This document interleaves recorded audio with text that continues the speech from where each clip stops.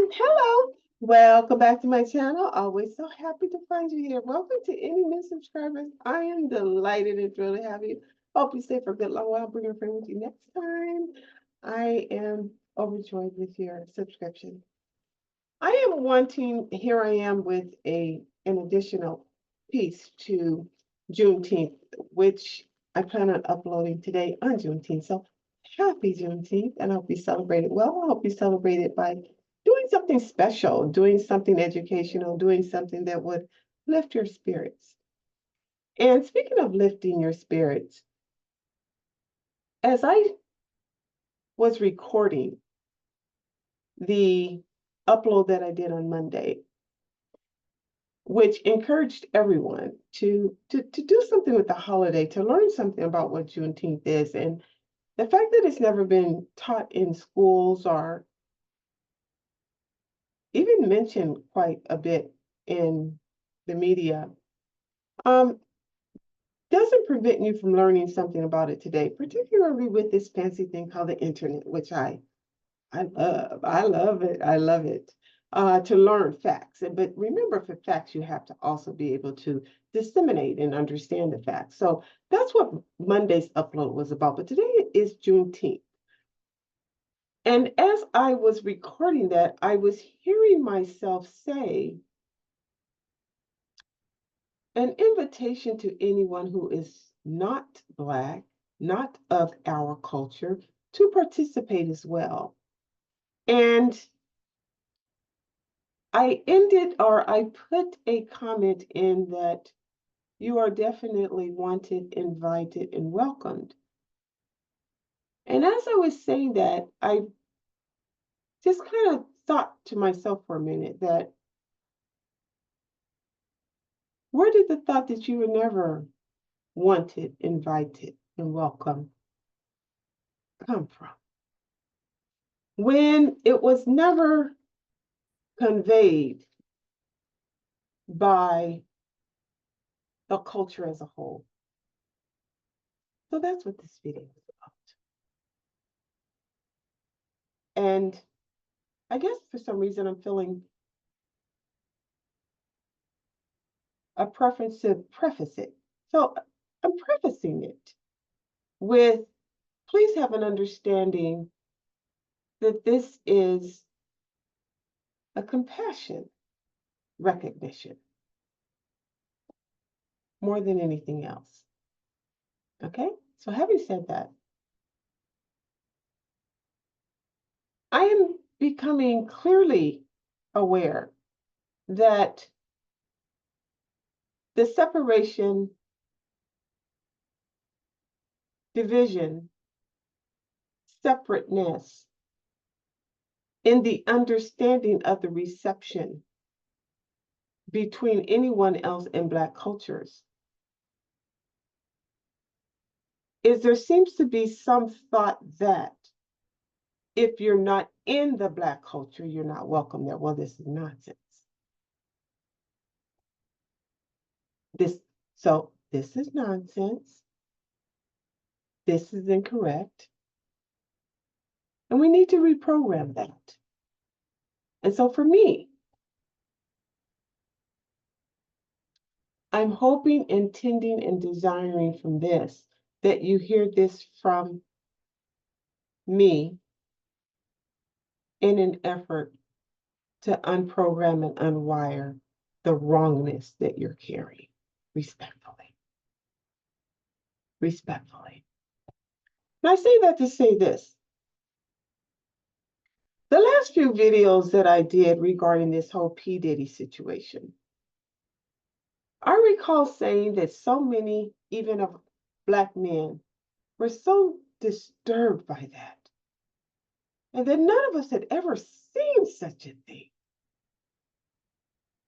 But that seemed to carry the thought that that's how Black people behave. Well, no, that's how that person who happens to be Black behave. And that's what I mean by that. There is a collective understanding that whatever one Black person does, they're all that. And that can be further than the truth. And so the media plays up a violence, a disturbance, a darkness, an aggression, an attitude. They are this, and it negativizes who Blacks are as a people and as a culture. And it's reflective to all of us, when actually none of us are that way. That was that person, you see. That was that person. Now, I know this is Juneteenth, but Juneteenth is about emancipation. So let's emancipate the thought that's carried about us and set free that thought that doesn't represent us. Okay? Lovingly. Lovingly. And here to me are five things. So here to me are 5 things that have cemented that point of view. One is your upbringing. You could have been, may have been, probably have been reared in a home to where you heard such talk. And it became who you are in your understanding that was not developed enough to pivot away from it. So it became your upbringing could have been from uninformed folks that brought you up, reared you up.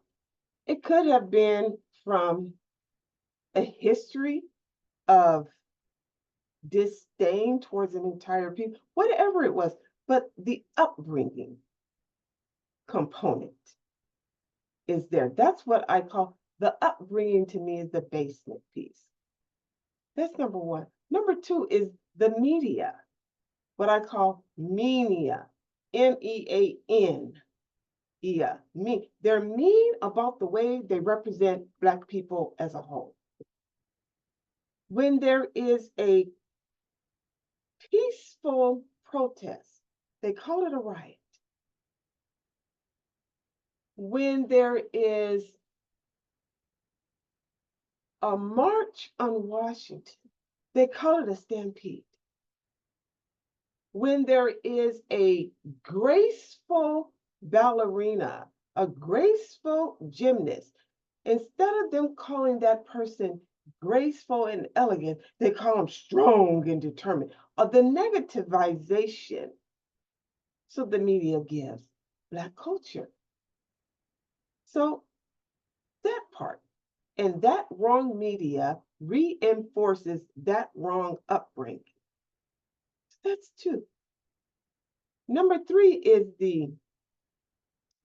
what I would call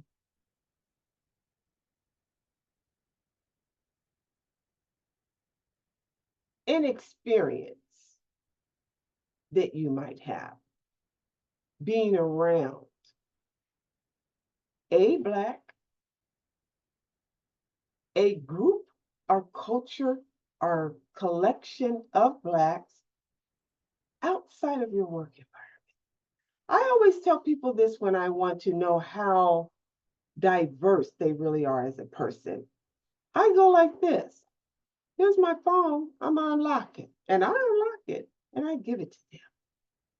And I say, pull up my gallery. Boy, you'd be impressed. It looks like Culture Club. A little bit of everybody. Can you do the same? Okay. Few people can. When they open their phone and they pull up their gallery, it's more than likely people who look like them.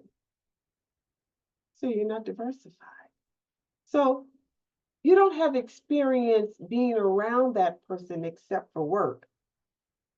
And oftentimes you don't even engage socially at work. You are amicable.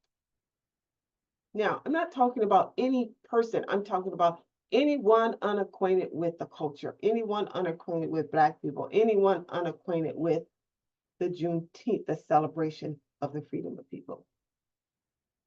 And then another would be, so that's three. Then another would be not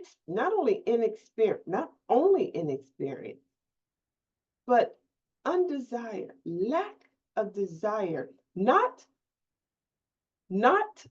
wanting to get to know them, but not putting enough desire to pursue it. Like I said, when someone calls you out and say, open your phone and let me see what's in there, that would be a trigger to you that you're not diversified enough. And the desire would come to change that. That's not there, is what I'm saying. And then last but not least, after all that, is what I call the stagnatized, meaning your inertia, your lack of movement, your stagnant in taking action. That's why you did nothing on Juneteenth, although we invite you. That's why you've done nothing on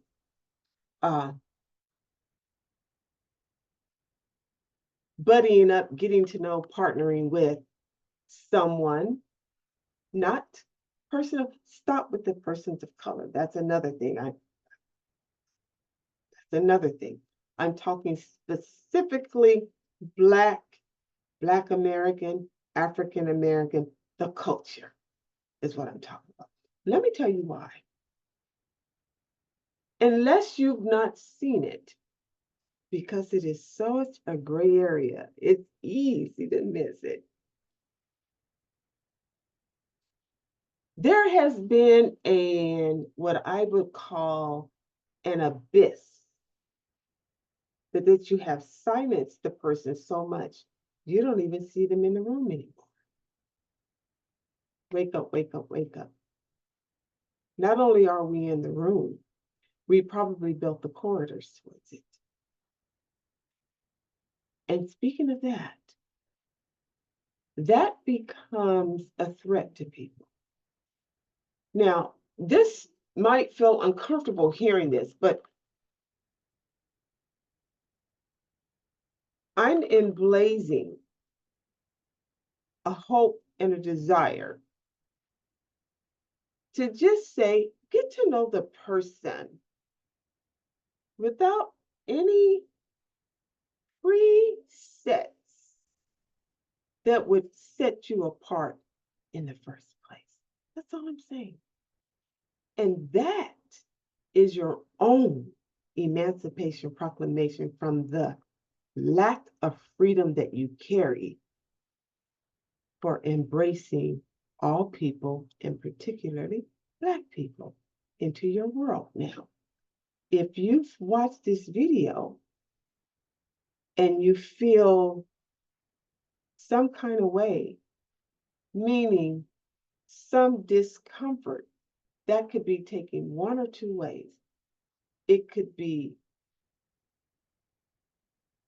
a motivational discomfort that goes, checkmate, let me check myself, which is good. Or it could be a negative discomfort, the audacity to tell me that's the part you need to fix. Because if you watch this all over again, you never yell, I never scream. I always use that, sometimes crazy, funny, but a calm approach to difficult talks. And the reality is, the reason that people outside of Black American, African American culture doesn't know us is they're not been inserted. They've been invited, they didn't show up. They've been welcomed, they didn't come. Welcome, the word welcome. Well, come. So, hey, well, come on, okay? Because at this point, it's all on you. It was never on us. And that is what I have learned over these last 3 years, I would say. And that would be the topic for my next video, which I'm going to do after this one, as to how I came to this understanding about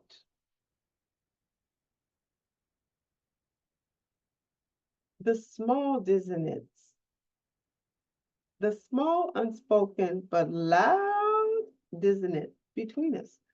And it doesn't need to be there. All you have to do is make a decision to get to know a person. You made a decision to get to know your wife, or your husband, or your neighbor, or your community activist. You make a decision to get to know a person. So get to know a different culture, one that you knew nothing about before. And now is a wonderful time to do so. Namaste. And I love you. If you've gotten this far, please click like. Please click subscribe. I'll see you next time. Bye.